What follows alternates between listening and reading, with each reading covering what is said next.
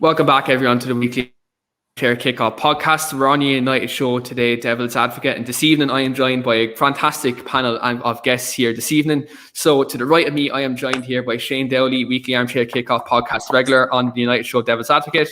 And below me, we're joined by Amy from She Devils United and our recently debuted all-women show, Three Devils and a Gooner. And to the right of Amy, we are joined by Chris from the Football Agenda YouTube channel. So as always, we have a fantastic panel here this evening, and we're here to talk all things Manchester United. So, talking points here tonight in terms of our great club. Look, I suppose we're here to preview the Real Sociedad game because that's a massive fixture in the Europa League for Manchester United. Another chance for Ole Gunnar Solskjaer to get his first trophy at the club. And also, it's European competition. So for Manchester United fans, it's always good to play in Europe. I know preferably we'd rather be playing right now in the Champions League. Unfortunately, it wasn't to be at the group stage. So it looks like it's another chance this season to succeed in Europe. But I suppose, first of all, what we're going to chat about, because we haven't had a United show since the weekend, is the previous game against West Brom. Now, the game against West Brom, 1-1 draw. For us Manchester United fans, very disappointing against a team who are 19th in the league. Not really on the greatest of form. Since Sam Allardyce took over, yes, they got a draw against Liverpool, but other than that, West Brom have flattened to deceive. So I suppose for all Manchester United fans, this is an opportunity for us to go out there and maybe pick up a couple of points, because obviously rivals around us dropping points, the likes of Liverpool dropping points. Leicester obviously beat Liverpool, so they picked up some ground on us as well. So I suppose for United, it was very important that we got a victory last weekend, but unfortunately it wasn't to be. Drew 1-1, and it looks like it's another couple of points dropped in the league. Shane, for you, in terms of the game against West Brom, how would you overview it, in terms of the game itself? Because I think it took United 45 minutes to really get going. We only created our first chance, with that Bruno goal. But for you, in terms of the whole game, the nutshell, 90 minutes, what's your overall assessment? It's just been more the same, really. We're just really poor again. Like you said, it took us the entire first half to get going. And then I think for maybe the first 15 minutes of the second half, we were doing well. And then we kind of just couldn't keep it going. We lost all our momentum. We were lucky to get a point, to be fair, because for most part we didn't look like scoring, and West Brom had two or three really good chances that they could have won it with. So we can't really complain about the point. It's annoying, man, because we've looked poor. Take out that 9-0 against Southampton, and we've been really poor for quite a while now, and we're getting sucked back into a top four race. And I'm sure we'll get to the injuries in the first team later, but when you take them into consideration, I'm looking at the team very nervous, looking at our upcoming fixture and the players we're going to be missing. And I think we're in a serious top four battle now at the minute. Yeah, I think when you look at I know we're going to get onto it later on the show in terms of the couple of players who are missing at the moment, but it is very concerning when you consider, yes, we beat Southampton 9-0, but we have dropped points where we shouldn't have dropped points. I think that Arsenal game at the Emirates, they were there for the take, and they were missing a couple of players. You look at the other game, the Sheffield United game at Old Trafford. That was a shock result. I don't think any of us really expected that to happen. Again, individual errors kind of cost us there. But then, as you said, we've a tough fix. We don't create enough. It's so annoying. Against West Brom, we didn't really create enough, and we don't move the ball fast enough. I think we've been saying this for ages, that we don't move the ball. We play it too slow of a tempo. The one time in the game, the last 15 minutes of the first half, we started moving the ball quick, and that was probably near the end of the first half and the start of the second half, we were moving the ball quick, and that was our best spell in the game. It's so mad, how professional football, that's how you're gonna disorganized teams. Like, you have to move the ball quick. You need to do it in 1 or 2 touches. That's how you break down teams. And there's too many times where we play like we're 3-0 up and we just coast through games. And it's Bruno or Rashford or Pogba or someone just doing something out of the blue that turns the game. Like, it's just really fucking frustrating, man. And Amy, for yourself, again, like a 2 points dropped away to West Brom. Again, like you highlighted previously in terms of West Brom's goal scoring record this season at the Hawthorns. It's very poor. But like in terms of the game at West Brom for you, any concerns coming out of that game, considering Victor Lindelof again was bullied at the back? Yeah, obviously our defense is an issue. The defense were playing quite high, and obviously they lack a lot of pace at the back, so they can't track back fast enough. So then they start making errors. But I think overall, Ollie went with a lineup that he knew rather than actually taking the risk. Like, I think if Pogba was fit, Pogba would have played in there with either Fred or McTominay. But he went with what he knew, so he played Fred and McTominay, which is very defensive. So obviously they were lacking a lot of creativity in there.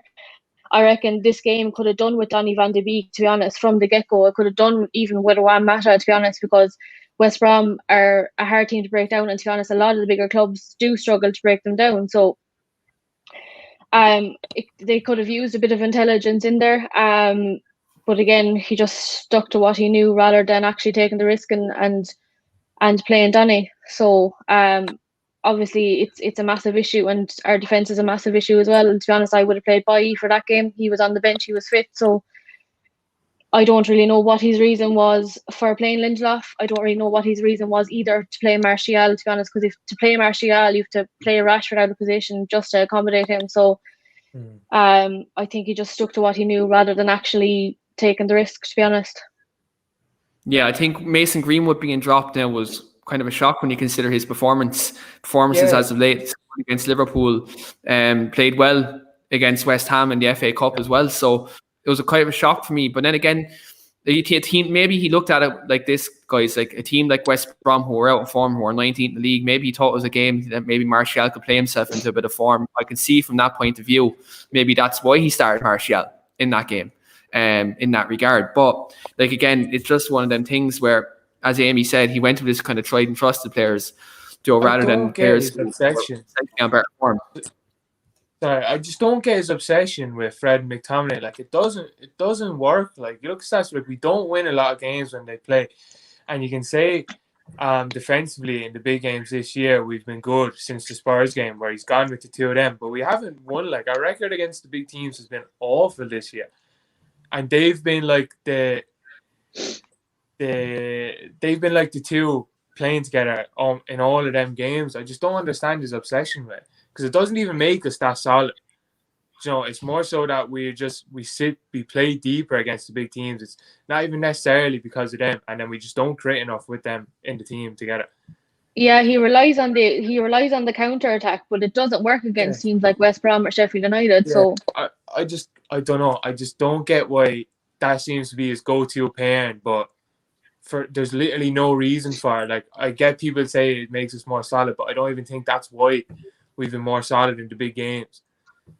You know, it's like I think a game like that,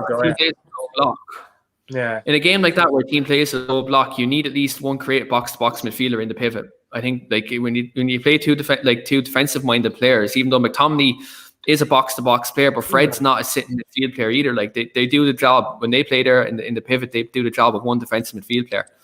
I think McTominay, like against a team like West Brom, McTominay would be well more than capable to do that job on his own. And then you could have started Van de Beek. I think Van de Beek. Or even like if he didn't even want to start Van de Beek, he could have went with Matic instead of Fred, because granted Matic is defensive, like, but against West Brom, even he's more physical, so that would have helped defensively, and he can get the ball down and he can actually play it more. Like, Fred he's not really progressive with his passing. He tries a lot, to be fair, but he's not good at it. Like, Matic is far better at it than him. So Matic has that bit of quality that Fred doesn't have to break the lines from the defensive midfield. Yeah, I think we said it on the preview last Friday, and we said that we fancied Matic to start because of their physicality in midfield. And look what happened in the first 2 minutes of the game. Yeah, like he sits in between the two centre halves. That's his position. Like he plugs them little gaps. I dare to say if Matic starts that game, that we don't concede that goal. Like I think that's quite possible. But again, look, I think Victor Lindelof, that's one part of his game where he really struggles is aerially against physical threats. I think 1v1 defending on the feet, he's actually very good. He's very good at that aspect of the game. But I think in the air, he's very suspect. But again, look, you don't play West Bromwich every week in the Premier League, so I don't think that'd be a massive concern. Chris, in terms of Donny van de Beek, obviously, like he's injured now. So, like, look, we I suppose he's not in the pipeline to play this Thursday against Real Sociedad.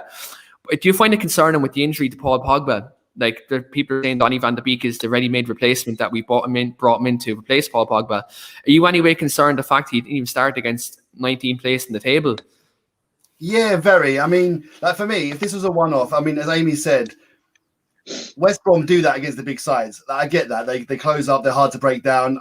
But this isn't a one-off for us. If we'd have been winning consistently and playing well consistently, and this happened to us, I think we'd all go, okay, one of those games. But it's not the case. The Sheffield United game was appalling. Both games home and away against Arsenal were appalling. And we don't play fluent attacking football. As Shane said, like, we rely on Pogba to do something magical. And I mean, I'm not going to say Ollie hasn't got, as people say, that it's freestyle, it's no attacking football. It's not the case. I think he tries to get the ball down and gets the team to play. But Fred isn't the right man for that job. He's a sort of Herrera that can't pass. And he's energetic. He runs around like a bunny, he gets the ball back and then gives it back to the other team again. I'm actually struggling with the reason why he's on the pitch. And Van der Beek, Ollie seems to have this obsession for me that if Bruno plays, Van der Beek can't play and vice versa, as if they're both 10s. Neither of them play 10. Fernandes has done a great job for us as a 10. I'm not, I can't waver away from that. But he was more or less playing as a 3 in midfield at Sporting. And Van der Beek was playing much deeper for Ajax.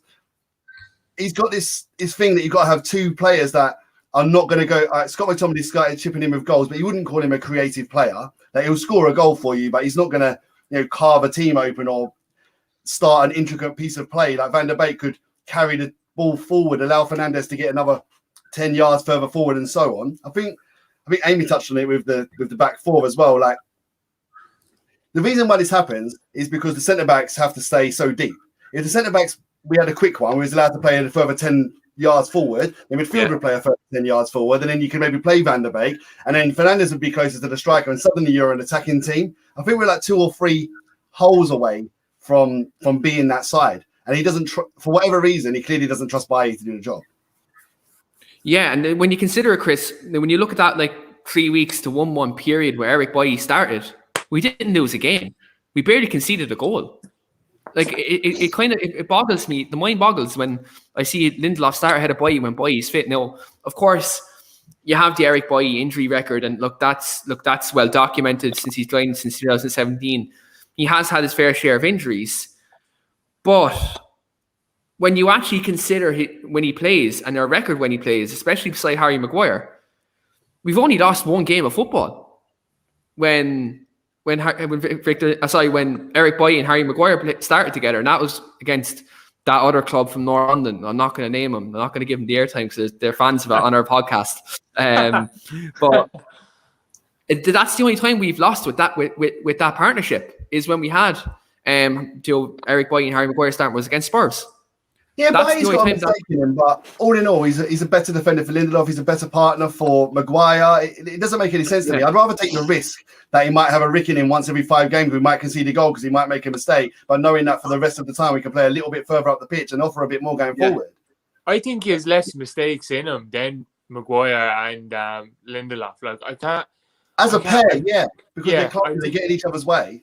Yeah, I think that the only reason Ollie is so set on Lindelof and Maguire is because he knows Bailly is not going to be fit. So he's playing Lindelof and Maguire every chance he gets because they're going to be the pair because the 2 of them are going to be fit. So he's giving them every chance to like gel as a pair. But we're 2 years into that now, and it's not any better than it was. Like, and the goalkeeper is a part of that problem as well. Like, massive unpopular opinion, I'm sure it's coming here, right? but he's a massive part of that problem as well. He won't leave his line. He won't command his box. He's a great shot stopper, probably the best in the league at it. Yeah, I'm not throwing everything at the hay. I know what he done for us. I know he was player of the season for however many years when we were getting peppered under like David Moyes and whatnot, and we weren't playing good football, and teams were having about 20 shots a game. He was shot stopping and he was saving us from being a mid-table side. But now we've got a bit better. We're second in the league. Like last year, we came third, and he just needs to stand on the edge of his box. He needs to come for corners and do the things right. He's a part of that problem as well. Yeah. Yeah, and I think like we discussed this last week. I think we have to. I know mid-season, Ollie's probably not going to address it mid-season. In terms of David De Gea, I think he's probably going to wait until the summer in terms of sorting out this goalkeeper decision. I think he'll have to map it out because at the end of the day, David De Gea has been off form since 2018. Since that World Cup, we've seen a steep decline, a very steep decline in terms of his form. Look, again, I'm never going to ever be negative too much about him because he's built up a lot of goodwill. I have a lot of goodwill because for 5 years, me and Shane said this. Well, Shane predominantly, but I agreed with this point. Shane said this, that in that 5-year period in the Premier League from 2013 to 2018, David De Gea was probably the best goalkeeper in the Premier League era in terms of form over a consistent basis for 5 years. I never seen a keeper we've been kind to him. Sorry, Shay. We've been kind to him for this long because he had so much credit in the bank. Yeah. But you know what? He's in his overdraft now. He's about to get repossessed. Like he's gone beyond the credit that he had. It's been about 3 years now. All the way back to that Barcelona Champions League game where he let Messi, the ball scrolled under him, and we were out all of a sudden. And ever since then, it's been one after the other. It's not getting better. Yeah, like I'm one of his biggest fans. You know how much I hype up how good he's been for us. But I've been looking, like I said, in Ollie's second year, like for 2 years now, I've been saying he's finished. Like I think we need to replace him. At the time he got his new contract, I thought it was a bad idea, and ever since it's looked worse and worse. But to be fair, I'm not even defending the United centre halves, but to be fair to him, when you have a goalkeeper behind you that clearly isn't going to come for anything, and then you also lack a solid defensive midfielder in front of you as well, it's going to make your job a lot harder. Do you know what I mean? Because that influences you more to drop off, like, because you're just unsure of what's around 100%. You. So. But saying that, they need to do better themselves as well. It's not. Yeah, a lot of the time he makes good saves. A lot of the time he makes saves because he puts himself in a situation that he has to make a save. Yeah, a cross that he could have come out for in the first place, a corner that he could have punched away. A bark to Maguire, man on. He puts himself in them situations. Yeah. Yeah. It's needless. I think it's needless the situations we puts our defense and our goalkeeper put ourselves in. But again, I think this is very important. I'm actually going to get 100%. And one point I'm actually going to get to at the end of the show is the transfer window. I'm going to have a little question for all three of you on the panel. So I will throw that actually at the end of the show because I have a little curveball to throw into each member of the panel tonight. So stay tuned in the comments, guys, because that's going to be a very interesting part of the show. In terms of obviously, look, Manchester United, we spoke about that game against West Brom. Look, 2 points dropped, but we have to move on. Like again, we have a big busy fixture list coming in these next kind of 2 to 3 weeks. Obviously, we've double header against Real Sociedad in the Europa League. We also have Chelsea and Manchester City in the Premier League. So, like when you look at this next kind of couple of games, it's a very big couple of weeks for Manchester United and very important games. Now, every game has to be played like a cup final. In these next couple of weeks, considering how tight the league is and considering Ollie wants to get a trophy too. Amy, I'm going to come to you first. Manchester United looks like we have now our fair share of injury problems at the minute. Obviously, Paul Pogba's out for the rest of the month. Ollie has said today that Pogba's going to be missing for all these games that I've just mentioned. Donny van de Beek and Edison Cavani have both picked up muscle injuries. And Scott McTominay and Anthony Martial are both out to the Real Sociedad game, but it's not confirmed that they're both out. When you consider this injury list that seems to be kind of growing in such a quick space of time, are you concerned with this busy fixture list coming up in these next 2 weeks? Yeah, I am concerned, to be honest, because obviously Scott McTominay was coming into form. We were relying on Cavani for a lot as well. So obviously Martial hasn't been up to scratch either, so he's not really a good option at the moment. So obviously looks like we're going to be lacking a front of goal anyway, unless you want to play Greenwood as striker. But obviously then the right wing is going to be a bit of an issue unless he plays Diallo, which I actually don't see happening, to be honest. So yeah, a tiny bit concerned, especially because the wider squad haven't been getting enough game time either. So he's been sticking to the same players. So yeah, I think it will be a bit of an issue. And Chris, in terms of like Amy's just mentioned it there's a couple of players in the squad who haven't been used as of late, such as Dan James and such as Juan Mata, players who have been on the fringes. And now it looks like with this growing injury list that they're going to have to play kind of a more prominent role. And such as Amad Diallo as well, we may see him come in. But are you concerned now with these players with lack of match sharpness that it could be detrimental to Manchester United's form at the moment? Yeah, I think so. It looks that way. I mean, we're a couple of injuries away from a crisis in midfield, I think. It looks like he's going to have to play Matic and Fred because that's the only ones available, and with Fernandes in front. I mean, the only other thing he could do maybe, if we get one more or he decides to make a change, he could maybe put Fernandes in the midfield and put Mata as a 10. There's the potential of doing that, but then you're probably taking away so much creativity. Although at least we'd be more attacking with Mata and Fernandes on the pitch. Would be good to see. But you're taking so much away from Fernandes if you move him back one. So I think you're going to have the immobile Matic playing alongside Fred. I can't think of a worse partnership, to be fair. It does concern me. It does concern me. If I was picking all the midfield partnerships that we could pick and you said to me, which is the worst one, that's the one I would give you. So, yeah, it's not great. I don't know. We might be forced into a position. I mean, you talk about Phil Jones coming back. Is he going to end up playing in midfield at this rate if we get one more? Garner, I heard a rumour about him being recalled from Nottingham Forest. Rather have him than Jones.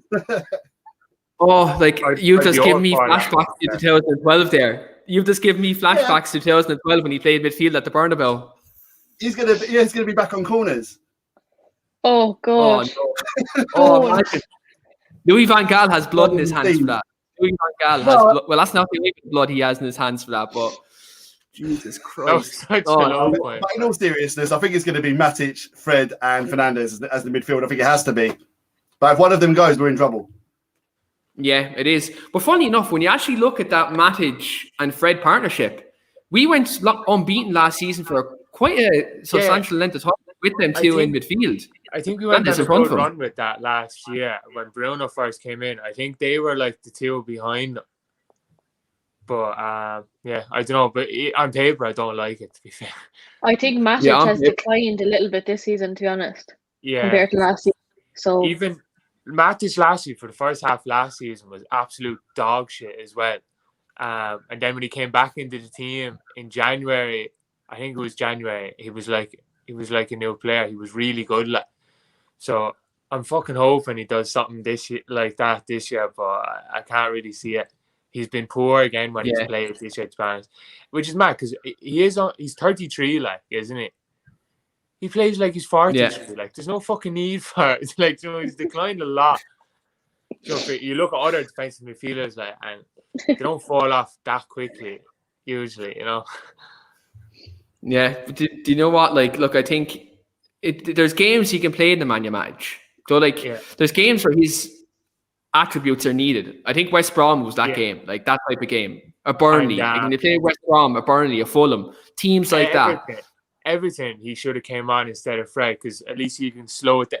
Because he's slow and he plays at a slow pace, which helps you sometimes, especially when you're protecting a lead side, when you just want someone to calm down, slow things down and move the ball that can take it under pressure, where Fred is just an agent of chaos, and he can't do that. He's like a wind-up toy. He can't take the sting. He can't take the sting out of the game where Matic can.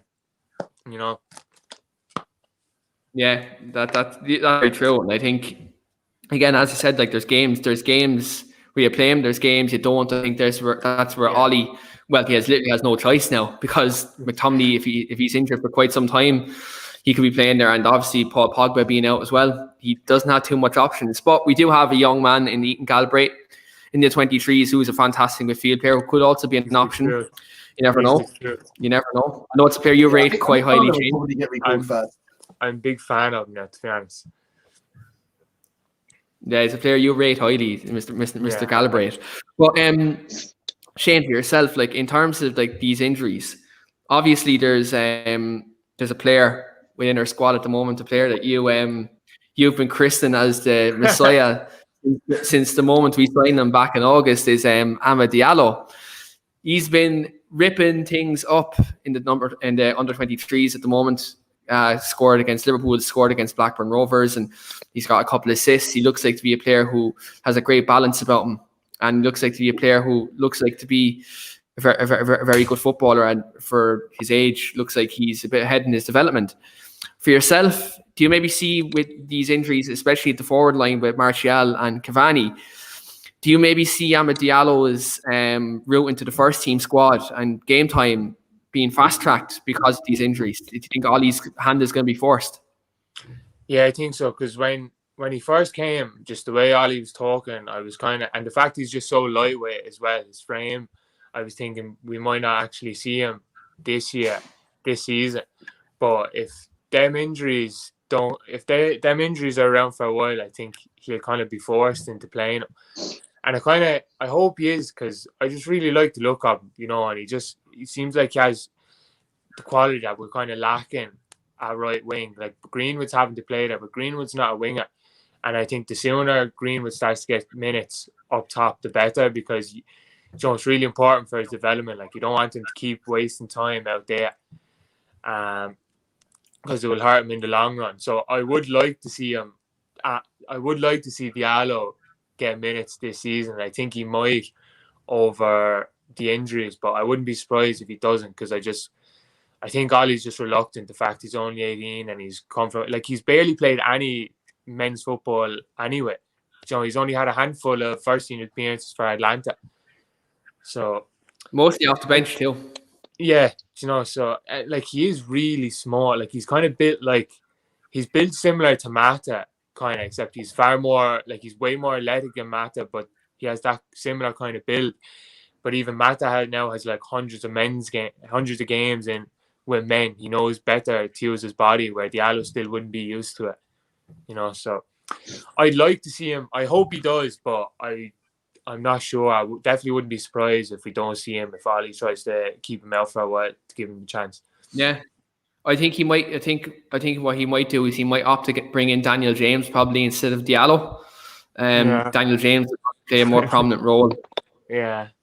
I think maybe obviously what Mata is there. Yeah, I think Mata might be. He'll play him, because whenever we do like play, say, the B team in the Cups or the Europa or whatever, like Mata is usually always the best player in that 11. So he probably will start, I'd say. Yeah, and as it's in Amy's name, it's U18. There was a little trend going on Twitter yesterday. If anyone see it, hashtag Where's Juan. There was a Twitter trend yesterday, hashtag Where's Juan, and Bruno Fernandes then put up an Instagram with him today.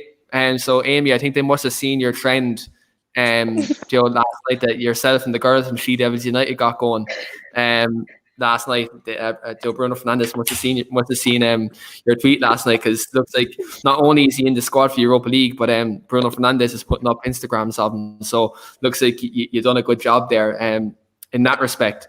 But obviously, looking at kind of ahead to tomorrow's game, massive game against Real Sociedad, and they're a great team, and they've been playing well in La Liga this season. They have a lot of quality players now, albeit Orizabal, who's actually probably their best player, is out for both games. So I think, look, as Manchester United fans, we can be happy about that, because he's a very progressive forward, and he would have been a massive threat going into Thursday's game.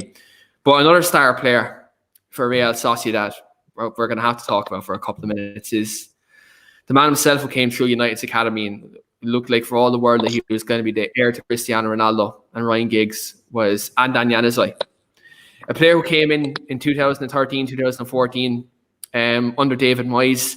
In his first couple of months, he looked like he was going to be an absolute superstar.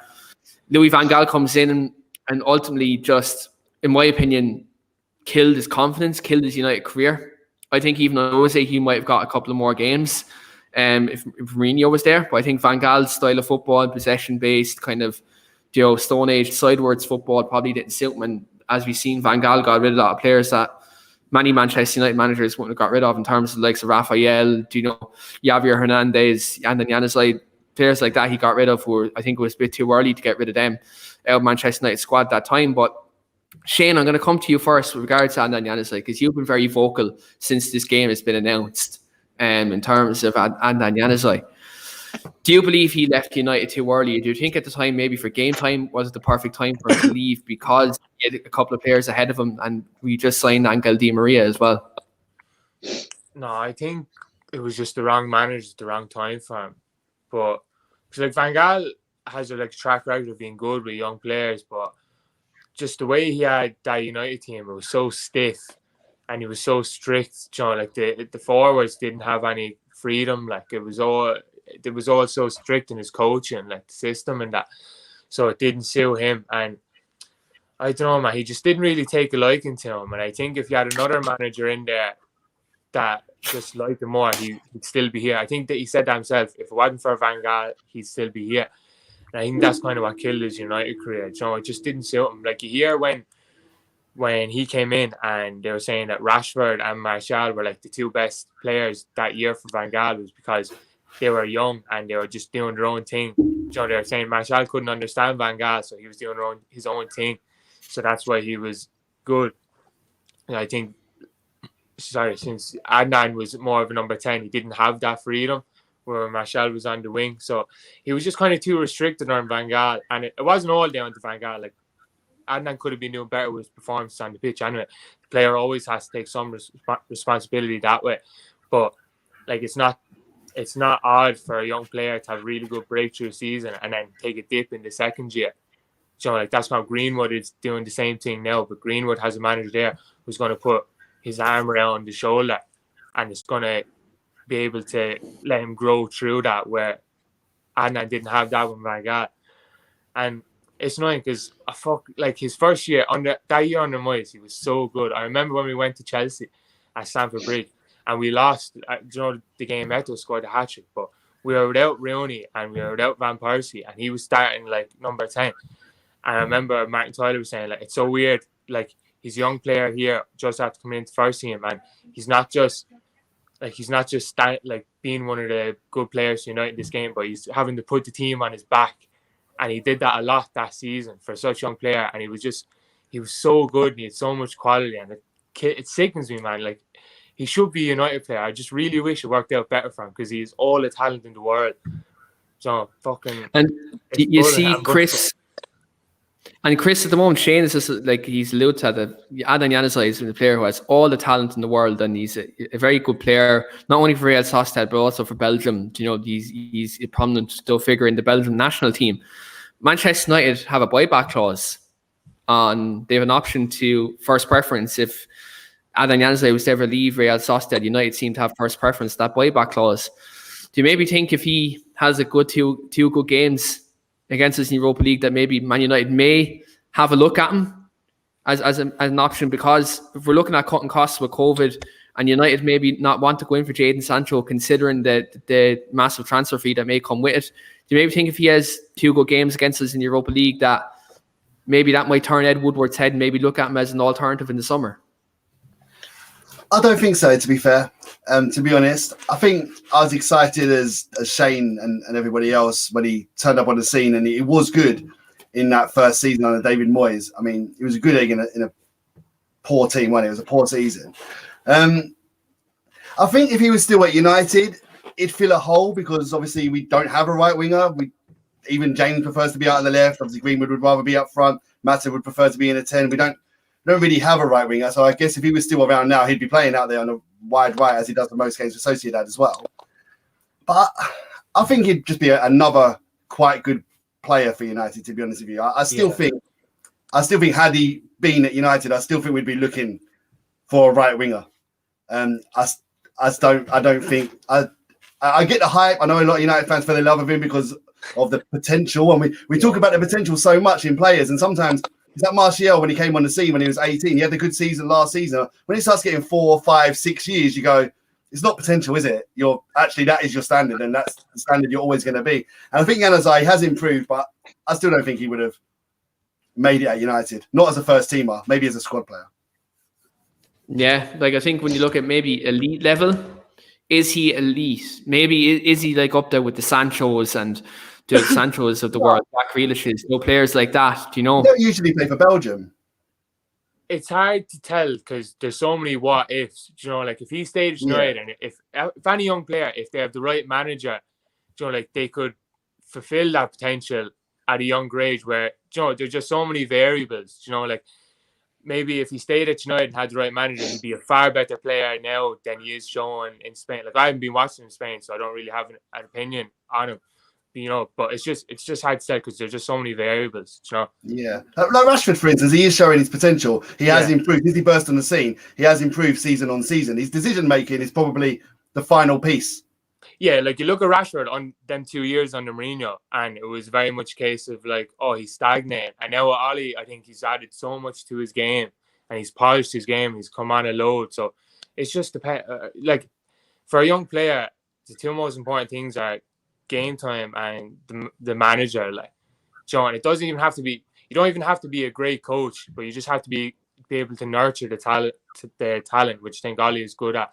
And he's shown that, especially with Rashford, and hopefully he does with Greenwood as well. Yeah, because when we look at Jose Mourinho's tenure at Manchester United, I think that halted Rashford's development by 2 years because Jose Mourinho hasn't playing a big part role, and Mourinho isn't the type of player to mould the young player. Mourinho likes having 29, 30-year-olds who are in their prime, and to get every last bit of a quality out of them. And you're seeing it now with Spurs, like the transfers he's bringing in, Joe Hart, Højbjerg, Gareth Bale. He isn't necessarily bringing in young players who can come in for a couple of years. Now, you can argue Bergwijn.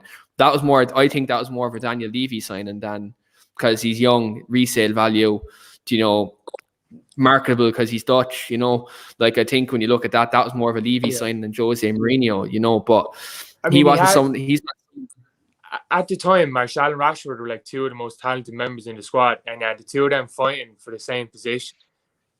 Do you know what I mean? Like, whatever you think about them now, especially Martial having a poor season now, at the time they are two of the most talented members, so fit both of them into the team instead of having the two of them fighting for one position.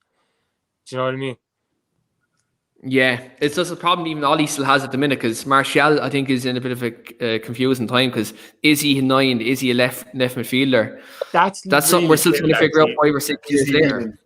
That's really killed our season, like how backwards he's gone this year. Like I feel like I say it every time I'm on the show, Keane, is that I'm thinking, but like, because he had a good season last year, so at the very least he needed to have the same level this year. Or better. He couldn't go backwards, and to go this far backward, because Cavani, like the biggest criticism I can say is I don't even think Cavani's been that good for United. He's done okay, but he was brought in to be a backup, and now he is our go-to 9. Like, so he's a 34-year-old. He's now like our first choice 9 because how bad Martial's been this season, and it's completely killed us, man. It's fucking annoying. Like. Yeah, absolutely. And Amy, just your thoughts kind of on the situation, obviously, with Januzaj coming back, though playing against United for 2 games, obviously didn't leave really on the best of terms. He was kind of out of the team, and, you know, he's someone with a point to prove. Are you anyway concerned that, you know, the football gods are going to strike again and we're going to see him just, you know, play an absolute blinder for 180 minutes? Yeah, to be honest, I wouldn't be surprised if he came back to bite us in the arse, to be honest. Obviously, he didn't leave in good terms, but in terms of actually bringing him back to the club, I think United are at a stage now where we actually need to bring in players that are proven rather than bringing in players where we're like, oh, we can improve them, because I just don't think we're at that stage where we can bring in players in hope that they improve, because I think it's just a waste of time and it's a waste of money, to be honest. Yeah, I think, look, I suppose I wanted to throw that caveat out to everybody, like, because we all know Ed Woodward, we all know cost cutting, do you know how he, I suppose, likes to save a bit of money for Joel Glazer as much as he can. And I think like that's why I throw in that little caveat actually, that if he has 2 good games against us in Europa League, does Ed Woodward go, lovely, we've a buyback clause here, we first preference, this will be an easy deal to negotiate, I saw when you his look 2 at that goals perspective. against Sunderland today, and they nearly brought a fucking tear to my eye. I just don't think you'd go for it, because I think even if you look at it from a money point of view, the resale just wouldn't be there either, even if you look at it from money, because I think he'd come. I don't think he'd do very well personally, and I think it'd be another one that you'd be selling half price a year later. Yeah, I think United should just be doing better now. And he's obviously not after turning into the player we hoped he'd be. And I don't think, he's 25 now, so he's not that young either that you'd imagine he can just go up a level. Like, I think United should be looking at better, to be honest. Yeah, now, the ship is sailed, like, Yeah, and Amad Diallo can be that player. Yeah, exactly. Yeah. Yeah, 100%. In terms of this game, obviously, big game in the Europa League, couple of injury problems, but I'm going to come to each of you in terms of the starting 11s, because even without the injuries, we'd be always kind of thinking, will Ollie make wholesale changes now with Thursday, Sundays being prevalent, especially in these next 2 weeks of big games coming in the league. So, look, I suppose I'm going to come to you first, Amy. What starting 11 would you like to see now with the current players available at the minute? I would, to be honest, like to see a couple of players rested, especially a couple in the back line, like Lindelof, Maguire. So, to be honest, I'd go with Henderson in goal. I would play Williams, to be honest. I actually rate Williams. Definitely play Bailly. Bailly needs minutes. I would like to see him drop Maguire, but I don't think he will. So I reckon Maguire will play in there, and Tellez. I'd love to see Tellez at right back. In terms of our midfield, then obviously I would prefer to see McTominay and Donny. That's not going to happen with Donny being an injury out. So obviously I think our midfield is going to be Matic and Fred. Bruno in front of them. I'd love to see Diallo on the right wing. Like I'd love it. But I don't think he'll do that either. So I reckon it'd be Rashford, Greenwood, and Martial up front, with Cavani being injured out. Yeah, so they're saying that Martial, that he might be out with the knock that he has. It's 50-50 at the minute, so he may play. Before I come to Shane and Chris with their starting 11, I was going to give my one with regards to this. I'm going to go Dean Henderson in goal. I'm going to go with Aaron Wan-Bissaka at right back, because I think, look, they're still good going forward, Real Sociedad. And I don't think, like, you've seen Brandon Williams, he got heavily exposed against Seville in the semi-final last season. And I think at that level is Brandon Williams against a team like Real Sociedad. I think even playing at right back, he could get exposed. And I still think getting a result is very important. So I'll go with Aaron Wan-Bissaka at right back. I'm going to go with Eric Bailly and Axel Tuanzebe. That's what I'd like to see at centre back. I think we all know that Lindelof and Maguire are probably going to start in the league, right? And we all don't agree with that partnership. But at least if you're going to play that partnership, give the two a rest, so they're not absolutely knackered on the weekend anyway. Because, if you're going to play him, at least keep him fresh. Do you know what I mean? Don't run him into the ground if in that case. I don't necessarily agree with Ollie playing him, but if you're going to play him on the weekend, just rest him on Thursday, because Boyum and Tuanzebe have enough quality to play at centre back against a team who are very quick up front. So I'd go Wan-Bissaka, Bailly, Tuanzebe, and Alex Tellez. I think Luke Shaw does deserve a rest, and I think he's the bigger priority to play on the weekend. By I suppose process of elimination, my two holding midfielders is Fred and Nemanja Matic. I didn't want this to be number 10 because I wanted him to get a rest, but it's going to be Bruno because Donny's out. I'm going to go with Juan Mata off the right, Rashford off the left, Mason Greenwood up front. I think Rashford will probably start. I think it's probably a game where you can give Greenwood a chance up front against a good side, and it'll really give him an opportunity to showcase what he can do as a striker. especially with Martial being a doubt. If he's any bit of a doubt in any way not fit, he isn't in form anyway. So I think you start Mason. I think it's very important that Mason starts. I think he starts and gets a goal against Real Sociedad. That will do wonders for his confidence. And again, we all think that he's going to be Manchester United's future number 9. This is a no better stage. European night, against a good team in La Liga. What better time to get to kind of make a statement, especially with the injuries happening. I think Doug Greenwood would be a good choice to start up front. I won't lie, I'd be a bit worried about Mata starting this game because I think it might be fast paced, to be honest. Maybe coming off the bench, but I'd be a bit worried about him starting. Yeah, maybe. But I think even when you look at it, I think we'll have the majority of the ball. When you look at our midfield, I think Bruno will have control of it. Matic will have control of it. Fred can break it up. But then again, with them missing their best player as well, where's their confidence going to be at? Especially when they look at our attacking threat in the Rashfords, Greenwoods, and Bruno Fernandes. Will they go all out attack? Because we've seen in Europe this season when teams have come all out attack against us, i.e. Leipzig and PSG in the Champions League, we've torn asunder on the counter attack. So we'll see kind of what approach Sociedad take with this, because there's obviously, even with a couple of players out, we still have a lot of quality in the forward areas. Now, it'd be ideal if we had Paul Pogba in this game, because I think if Pogba plays, we're talking a whole different story in terms of this game. I think Manchester United would be heavy favourites. I think we're still slight favourites going into the game, considering when you have that trump card in Bruno Fernandes, you can win any game of football because he can deliver moments of magic at the drop of the hat. I'm going to come to Chris with your start 11. Do you have anything different to myself and Amy? Not really, I don't think. A little bit, but I think you have to go strong. We need to win a trophy. We haven't, Ollie hasn't won one yet, so I think we need to go out and try and win this. I'll put Henderson in goal, but not because I'm resting De Gea for the reasons I outlined earlier, to be fair. Shaw at left back, he's going to put Adnan Januzaj in his pocket, get him at home with his keys and whatnot. Aaron Wan-Bissaka right back. Centre back pairing's got to be Maguire and Bailly for me. If we're going to play high up attacking, you have to have the fast paced centre back. Matic and Fred, like the rest of you, obviously, that looks like the choices that we have. Fernandes will play the 10. Greenwood on the right, because limited options, going to be him or Mata, isn't it? But Greenwood on the right-hand side. Dan James on the left for me.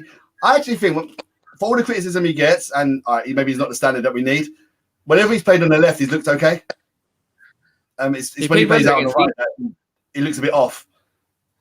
And Rashford up front. Against Leeds on the left-hand side, he done very well. Scored a goal as well, so yeah, not a bad show. Yeah, he comes in on his right-hand side, likes to shoot. I know he's got a few assists on the counter-attack, putting balls into Rashford, but I think he's another one that likes to rather cut inside. A modern winger wants to cut inside and have a crack. Yeah, they're not a bad shout. And who do you have up top? Rashford up top. And do you know what? That's nearly the same attack against Newcastle, except one Mata's out. You've got nearly went to the same kind of front four. Because remember, it was Mata and Bruno, Rashford. Mata, Bruno, James, Rashford. That's what it was. Yeah. Against Newcastle after the 6-1. So yeah, that's not a bad shout. Shane, for yourself, play around the back, and I think you can press them out of it. Yeah, I think especially if they're playing out from the back and you have Dan James, you have a Rashford pressing you, Greenwood as well, Bruno there. The high press is there. The only thing I worry about is if he plays that, but then he starts Victor Lindelof at the back. If we play a press game with Lindelof playing there and Maguire, you're in trouble. But yeah, I'll come to a couple of comments there with regards to Evans. I'll get into 11 there now just in a moment, but I'm just going to come to a couple of comments to this. Reese has went with an absolute nuts 11 here now. I'm just going to get the lads' opinions on this. I'm a bit nuts. I like ambition, so I play Henderson, Wan-Bissaka, Bailly, Shaw, Williams, McTominay, Matic, Telles, Van de Beek, Mata, Greenwood. 3-4-2-1. That's a FIFA formation, Reese. My God. Yeah. That is a FIFA formation if I ever seen it in my life. Even on FIFA, you get spanked on a counter attack. Yeah, I think that definitely would. We've commented from John with John's lineup. John has said Henderson, Wan-Bissaka, Bailly, Tuanzebe, Telles, Matic, Fred, Rashford, Bruno, Diallo, and Greenwood. Woo! I'm a Diallo getting the first start. And tell you one thing, if John is on the money with that, I'm going to mention you on Twitter tomorrow. What time's the game tomorrow? Is it 5 to 6? Is it 5 to 6? Yeah. 5 to 6? So the team be announced at 5 to 5. If you get Amad Diallo right, John, I'm going to mention you on Twitter straight away saying, Mr. John Arnold, I'll have this lineup clipped up for you. And we get a mention of you if he starts 100%. And we have 2 comments from Jeff. He's watching on our Twitter live stream at the minute. Jeff has said Sociedad missing their best player. He's injured. And also just a shout out then to yourself as well, Chris. He said good shout with Dan James. Jeff, if you're watching on Twitter, I do suggest get over to the Weekly Armchair Kickoff Podcast YouTube channel. Get over, watch on YouTube, get the comments in on YouTube.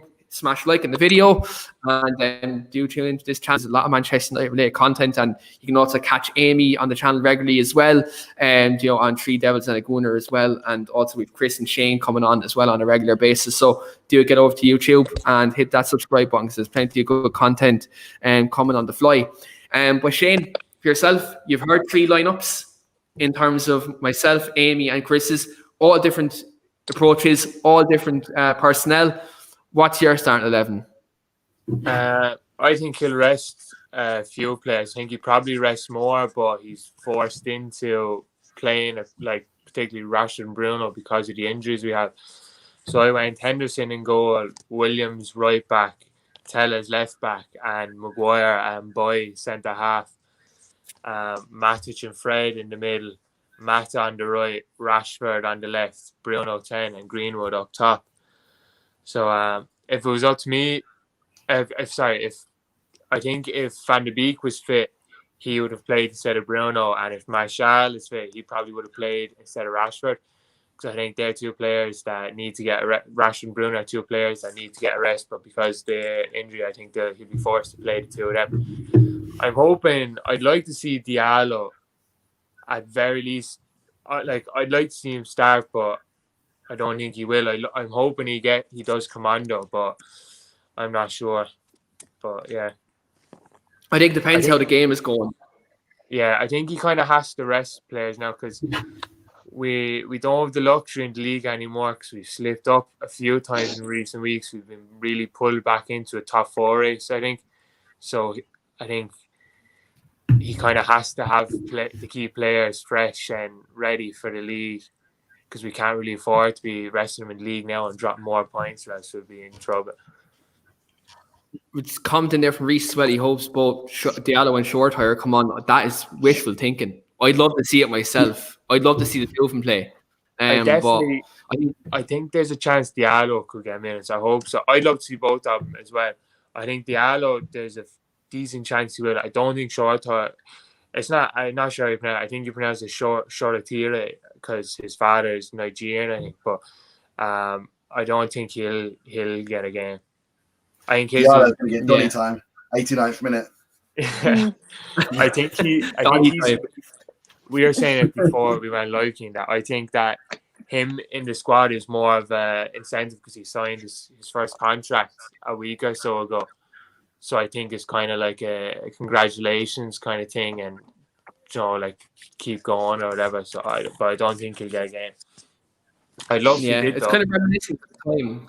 It's kind of reminiscent of the time. Remember we played in the Champions League, and for the life of me, I think who was the other team in our group? I think it was Valencia. Remember Mourinho's last season, and he brought Angel Gomez, Chong, and Greenwood over into the squad, even though none of them got the game. He just brought them over, kind of more of an experience type of thing, rather than actually playing them. And obviously, Ollie played all of them a couple of months later against PSG.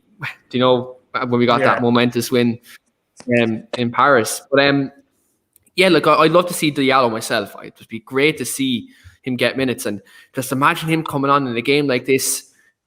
It's probably a better type of game to come on probably than in a Premier League game, because it's going to be less physical. It's not going to be as physical as a Premier League game, like away at West Brom or Burnley or someone like that, or Sheffield United. Like, it's a game where it's going to be fast tempo, but it's not going to be you're not going to be coming up against brutes like Ben Mee and Tarkovsky and the likes of them. Or Mark Noble, who who loves to crush young players, whatever that's about. I think he's still living rent free in Mason Green. I think Mason Greenwood is living rent free in Mark Noble's head at the moment with that. He sent them back to 1876 there last week. To pull him up by the scruff again. Yeah, absolutely. And Jeff said in the comments there, like Diallo played brilliantly for Atalanta in the Champions League when he played this season as well. So look, I think it's definitely a type of game where you can definitely introduce them, because like it's not in the Premier League in a physical game. It's only Europa. Exactly. I know I'd love it for us to win a trophy this year as well, but I prefer to win the FA Cup than I'm saying. Like, I fucking hate this competition. I fucking hate it. It's You've got a new one coming next year, Europa Conference, even better. Yeah. I think Arsenal, who will be playing that next year? Like fucking, like what's the criteria for that new Europa League? It's like the next league plays down. Well, it depends who wins the cup. Yeah, that's what I'm thinking. Like, it's like the Cup Winners' Cup years ago, is it? No, it's a league play. So you got obviously your 4 teams going to Champions League, and then you got one league plays FA Cup winner and League Cup winner. But if one of them are like the same as the title winner, then obviously it goes to the next one. Yeah. In the league. Oh, yeah. So essentially, it could be like 8th in the league. Go into it. Oh, stop. So at the moment, who's 8th in the league now at the moment, lads? I'm just going to check it there now. Is it Leeds or someone? Aston Villa, probably. That's good. Yeah, I was thinking Villa. Could be fucking Liverpool, could it? It's Villa. No, it's Villa. It's Villa at the moment. I was about to say Arsenal, but Villa they have 2 more points than them. The thing is, it's supposed to give the teams like champions of Hungary, champions of Finland, a chance to win a European trophy. But even that, like Villa or the 8th team in Spain, 8th team in Germany, is still going to be better than them. Yeah, exactly. It's not going to help. Yeah.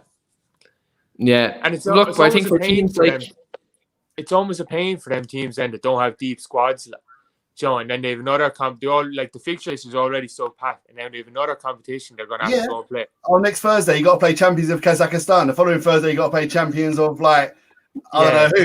Do you know what I mean? Romania. The traveling. Yeah. Shamrock Rovers or something. Yeah. Hey, do you know what? It'd be a good game for me to go up to Dublin and have a couple of beers. It'd be a good game for me to go up in the weekend and we can watch the lads. Yeah. Shamrock Rovers against Liverpool up in Dublin. We definitely, I'll tell you one thing, Shane, we will not be sitting in the away end anyway, that's for sure. Freddie Holden with his banner. I'll be there with the green and white scarf. Joe, I'll be a diehard Shamrock Rovers fan just for that one day.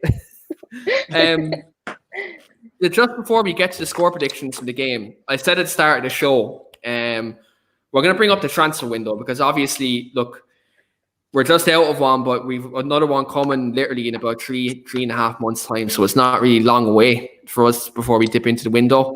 So I'm going to come to all of our guests at the moment. So people say Manchester United need, obviously, a new centre-back.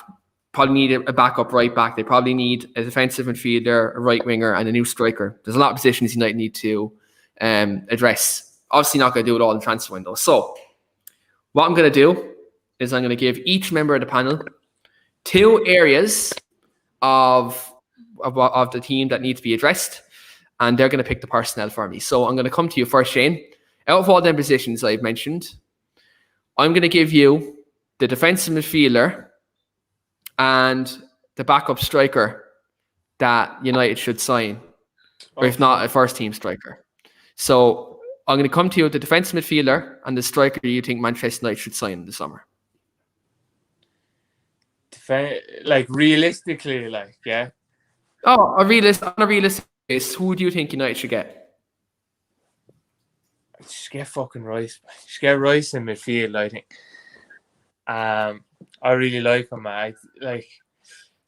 He's similar to Matic when he was young, but Matic was kind of more comfortable on the ball, but I think he still has some similarities. He's decent on the ball. He can carry the ball forward, like through the lines. He can cover the space. He's really good defensively, and then he has enough, I think, on the ball to be good enough for us. And then backup striker. Fuck, I don't really know. Or even first team. I don't really know, because, you know, like, if you're going to go first team, like, you should try and get Haaland, because I think last year we would have signed him if we had agreed to putting the release clause in, but we didn't, because we're not simps like Dortmund. But I think that's the only reason we didn't sign him, because we wouldn't agree to the buyback clause. So I think that, like, if we went back in from, I think there's a chance we could get him, you know. So yeah, I'd probably say Haaland and Rice, but I don't really think we could get Haaland, but I think we could get Rice. Yeah, that's interesting. And for me, look, I'm going to give my two positions there now. With regards to it on your one, Declan Rice was mine as well.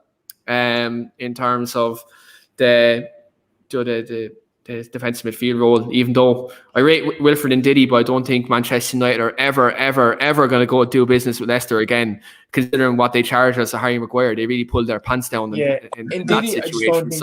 I don't think he has enough on the ball to play at United, but fuck, who knows? Like, that's why I prefer Rice to. I think we need someone to provide that defensive cover to free up Fernandes and a Van de Beek or a Pogba, you know. Do they need to have too much on the ball when you have the boys in front of you to do it all?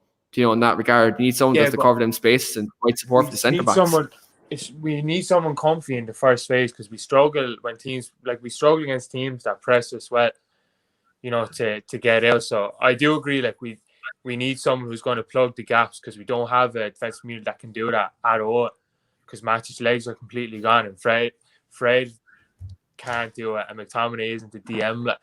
But I just think they need to have enough on the ball as well, so when people are pressing us, we're still able to get out and we don't keep giving it away and get ourselves under pressure. That's just why I prefer Rice to Ndidi, but he's to their own. Amy, for yourself, for your two positions, I'm gonna go with centre back and right back. Not the two most glamorous positions in the world, but it's two positions United probably need addressing in terms of providing competition for Wan-Bissaka. As you've seen what it's done with Luke Shaw with the competition, it's brought him up levels, and obviously centre back. You know, in that regard, I think, look, we all can agree Manchester United need, if not one, but two centre backs in that regard. But give me your backup right back for Wan-Bissaka and your centre back. Yeah, I agree that Wan-Bissaka does need competition. I think Max Aarons would actually be good competition for him. He's bright, has potential in him as well, and I think it could give Wan-Bissaka. And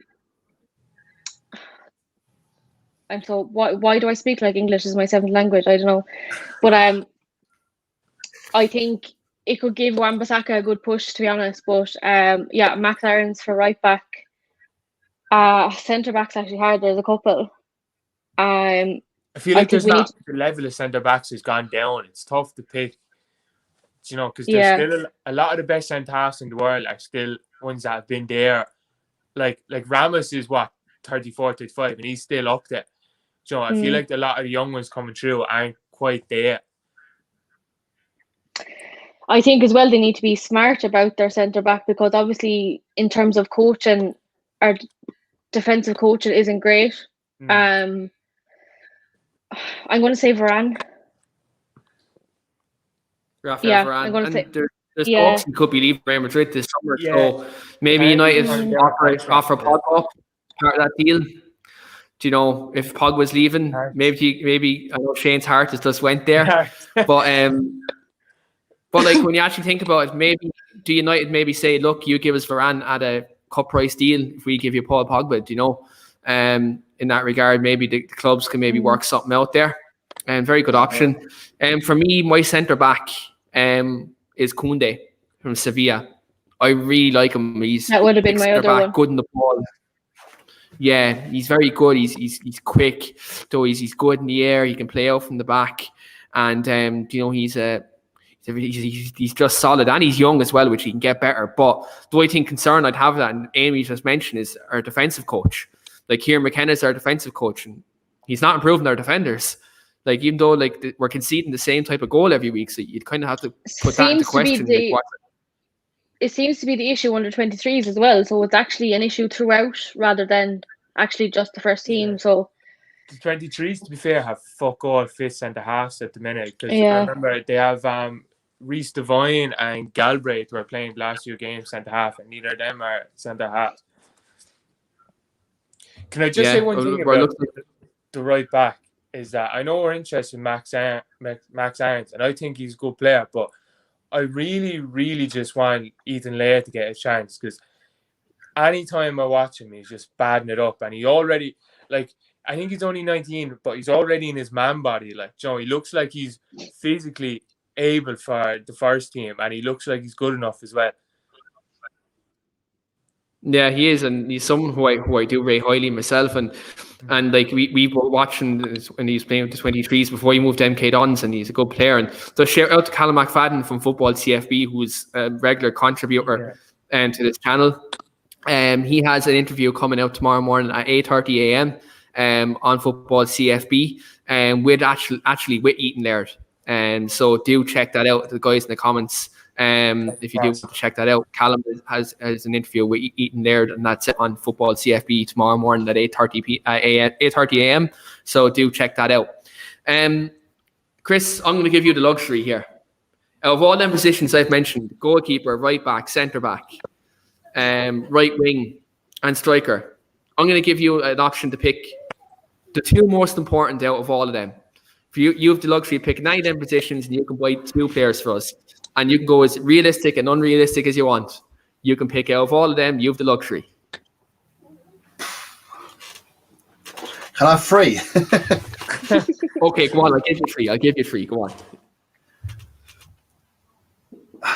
I think. Yeah, Koundé centre back has to be.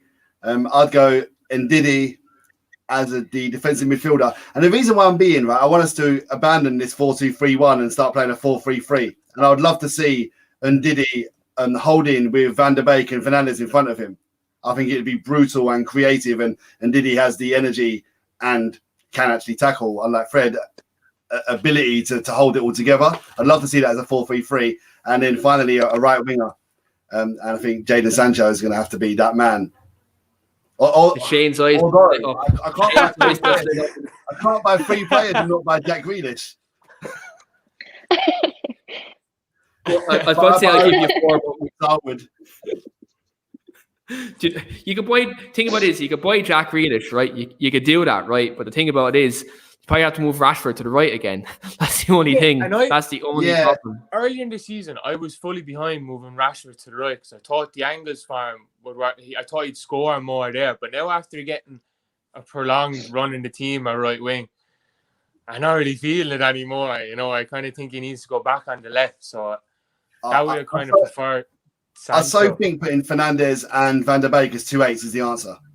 You know, we 100% need to get rid of 4-2-3-1 and go 4-2-3. But I think I read somewhere that the reason they don't want to go 4-3-3 is because they don't want the single pivot to be a trigger for a press, especially considering we don't, like, Matic is probably our only DM that can take the ball under pressure and not completely shit himself when someone presses him. But his legs are completely gone. He doesn't have the legs to play in a single pivot. That's why it'd have to be Ndidi for me. Rice, I get it, but it's just upgraded McTominay, innit? Informed McTominay. Yeah, the only thing about me is I've kind of always dismissed Declan Rice, right? And everyone on this channel knows why. It's because he chose England over Ireland internationally. Like, that broke my heart, because him and Jack Grealish, if they chose Ireland, we'd be a lot better side, because we're struggling to score goals at the minute, as you can tell under Chris, Stephen Kenny, and they call him Chris Wilder there for a second. Under Stephen Kenny, we haven't scored many goals.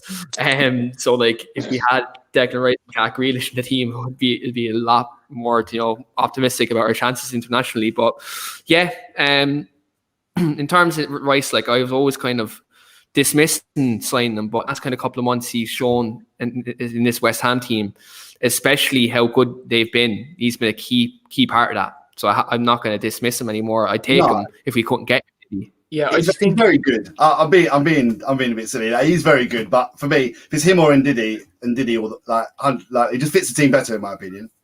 Yeah, I think Ndidi better than them defensively, but I also think they're both very good defensively. Where I think the gap between the two of them on the ball, I feel like Rice is just comfier on the ball, and it kind of helps us out better.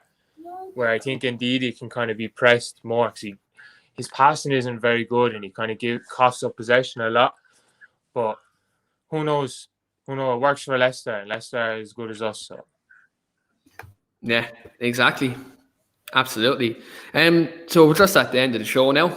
Great talking points tonight in terms of Manchester United, in terms of everything what's going on, and all fantastic opinions from everyone here in the panel today. So getting to my favourite part of the show now, which is score predictions.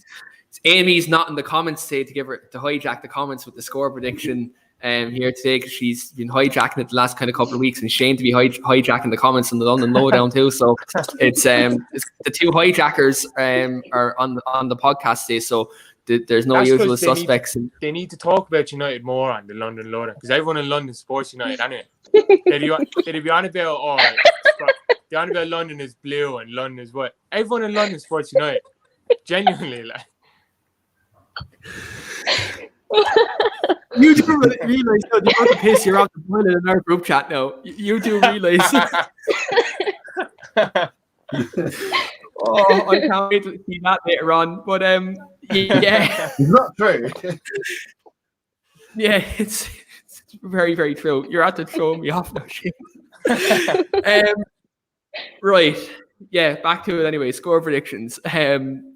So obviously, look, Real Sociedad are a fantastic team. They've done very well in La Liga, and one player I actually haven't mentioned who's playing with them at the moment is David Silva. Will he have another point to prove playing against United one more time? He's had many masterclasses against us, so he's someone we could watch out for. But Chris, coming to you first, how do you predict it's going down? I think we'll win. I do think we'll win. 2-1. I'm going to say. I think 2-1. We'll counter them. We'll press them high. We'll nick the ball off them, and yeah. But we will concede because we're United. Yeah, that seems to be a common thing. We come in here from William, who's on the London Lowdown. William says, "Dowdy, I will get you on Twitter again." William has a very good memory, Shane. So I think that comment could very much I'm going to jump back in to the bite. chat there. Yeah, you're going to be jumped by all the Chelsea, Arsenal, and Tottenham fans on the channel later on. But Amy, your score prediction? Yeah, I'm going to go 2-1 United as well. I think this is the hardest one because we don't know what to expect, to be honest. But I'm actually going to go with Greenwood score both. Green score both, and for the record, guys, it's a show that Amy's done that she hasn't predicted a Bruno Fernandes goal. So that's a rare thing in on both channels she's on. So that's a collector's item right there. Shano, how do you reckon it's going down? Like Amy said, I don't really know what to expect. Like I don't watch Sociedad, so I really don't know what to expect from. What I do know is that United don't have a good record against Spanish teams. Even going back to under Fergie, I think we're usually very poor against Spanish teams. So I'm thinking 1-1 maybe, but I'm not really sure because I don't know what to expect from him. Like I never watch him, so it's just a guess. Yeah, so you're going to go 1-1.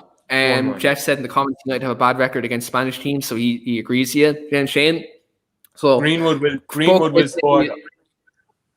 Greenwood will score. So both Chris and Amy have said 2-1. Shane's gone 1-1. So for me, what club am I in? I'm going to go... Bruno. Go on, I'm going to do it. I'm going to go 1-0 Man United. I'm going to go for a drab 1-0 win for Manchester United tomorrow. And Bruno do you know what? I'm going to do it. Fuck it. Bruno Fernandes to score a penalty. It's going to happen. And it's going to be fantastic, and we're going to see more tears on social media. And just to say as well, look how many open play goals he has this season. Your penalty agenda just needs to go. I know I'm just I'm quoting Chris's channel. His channel is called the Football Agenda. I'm not trying to pun there. I'm seriously not trying to pun. I see all these other clubs who have an agenda. Everyone's got an agenda, isn't it? Everyone says like, my agenda is football. Yeah, that's it. We don't care about the facts. It's all about the agenda. Yeah. You know what I mean? My agenda is just the football. Stop with the reasoning. Yeah, absolutely. And you know what? Like all these real talk though, like all these rival clubs, right? All these rival fans who are calling him Bruno Fernandes, how fucking stupid do you guys look? They just Seriously, need to there's get their evidence pen- on social media. Just get their Like, pens how up. stupid do these people look? Seriously, when you think about it, you look at the goals he's scoring as of late. Barely any of them are penalties. Like, it's funny. I just find it hilarious how shameless these people are. It's actually just it's hilarious. Just before we wrap up there, John is coming in the comments saying 2-1 United with a Bruno penalty. So John is in total agreement with me. And just finally as well, Reese has just said, and the last time Manchester United won the Europa League, we beat a Spanish team on the run up to, and that was Celta Vigo. So maybe that's an omen. Maybe that's known, but the last time we lost in the Europa League was to a Spanish team called Sevilla. So we can, we can cook that up whatever way we wanted. So That's why we won the Champions League with Barcelona and lost with Barcelona as well. Yeah. So you can throw up them facts whatever way you want to do it. Like, it's just, you can do it in so many ways. But first of all, I'd like to thank Shane, Amy, and Chris for coming on tonight. It's been an absolute fantastic show. Really, really enjoyed it. And even though it's probably not the most positive week to come on, especially though after losing against West Brom. Sorry, drawing against West Brom, it felt like a loss. But it's been a great show. Really like to thank the guys for coming on. And I do thank the guys as well. And in the comments today, all great comments, great opinions as always. And our social media guys put up a post and he quoted Bruno Fernandes. We're going to have a word with him after the show. But look, I do thank the lads for coming on. And look, I'm just going to give everyone a chance to shout out their social medias and where our viewers can find them. Shane, where can our viewers find you? Find me on Twitter at Shane Dowdy 97. Amy? You can follow me on Twitter and it's U18. You can also see me over in She Devils United, and I'm featured on the weekly armchair on Three Devils and a Gooner. Chris, where can our viewers find you on your YouTube channel?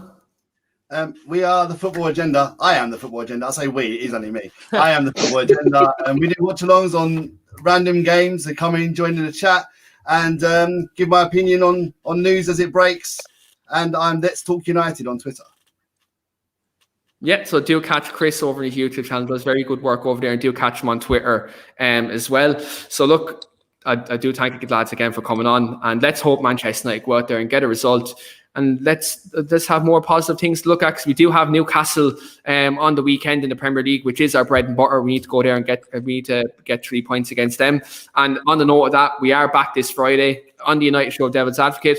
I'm joined by Martin from a Newcastle fan channel, and so he'll be coming on. We'll be talking all things Manchester United, but also all things Newcastle too, because I'm very interested to get his views on Steve Bruce and the situation over there, and Mike Ashley as always. So do tune in for that this Friday at 8 p.m. So do tune in for that. But as always, like, share, and subscribe to the weekly Armchair Kickoff podcast. Plenty of Manchester United, London content on the channel as well, and MMA too. So look, do tune in and do subscribe, because we cater to absolutely everybody. But that's it. That's the United Show. Let's hope we get the 3 points, and we'll see you Friday. London is red.